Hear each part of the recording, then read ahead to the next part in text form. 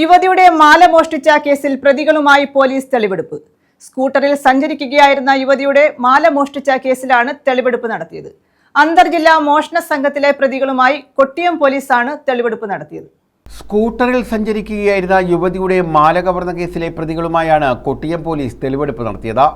അന്തർജില്ലാ മോഷണ സംഘത്തിലെ പ്രതികളുമായാണ് തെളിവെടുപ്പ് നടന്നത്. തൃശൂർ പോലീസിൽ നിന്നും കൊട്ടിയം പോലീസ് ഇവരെ കസ്റ്റഡിയിൽ വാങ്ങിയാണ് തെളിവെടുപ്പ് നടത്തിയത്. കാക്കനാട് തൃക്കാക്കരയിൽ അമ്പാടി ഗോകുലത്തിൽ 41കാരനായ ഇമ്രാൻഖാൻ, തൃശൂർ ചൂലിശ്ശേരിയിൽ കുറിയേടത്ത് 28കാരനായ സജിത്ത് എന്നിവരുമായാണ് തെളിവെടുപ്പ് നടന്നത്. കഴിഞ്ഞ ഫെബ്രുവരി 27-ന് വാഴപ്പള്ളി ജംഗ്ഷന് സമീപത്ത് സ്കൂട്ടറിൽ പോവുകയായിരുന്ന യുവതിയുടെ പിന്നാലെ എത്തി യുവതിയുടെ സ്കൂട്ടറിനെ മറികടന്ന് മാല പൊട്ടിച്ചെടുത്ത് രക്ഷപ്പെടുകയായിരുന്നു. യുവതിയുടെ പരാതിയിൽ കേസെടുത്ത കൊട്ടിയം പോലീസ് പ്രതികൾക്കായി തെരച്ചിൽ നടത്തി. CCTV ദൃശ്യങ്ങൾ ഉൾപ്പെടെ ശേഖരിച്ച് അന്വേഷണം നടത്തി. പിന്നീട് ഇവരുടെ ദൃശ്യം തൃശൂർ ഈസ്റ്റ് പോലീസിന് കൈമാറി. ഈ ദൃശ്യത്തിൽ നിന്നുമാണ് പ്രതികളിൽ ഒരാളെ തിരിച്ചറിഞ്ഞത്. തൃശൂർ സിറ്റി പോലീസ് കമ്മീഷണറുടെ ഡാൻസ് ഓഫ് സംഘമാണ് ഇവരെ പിടികൂടിയത്.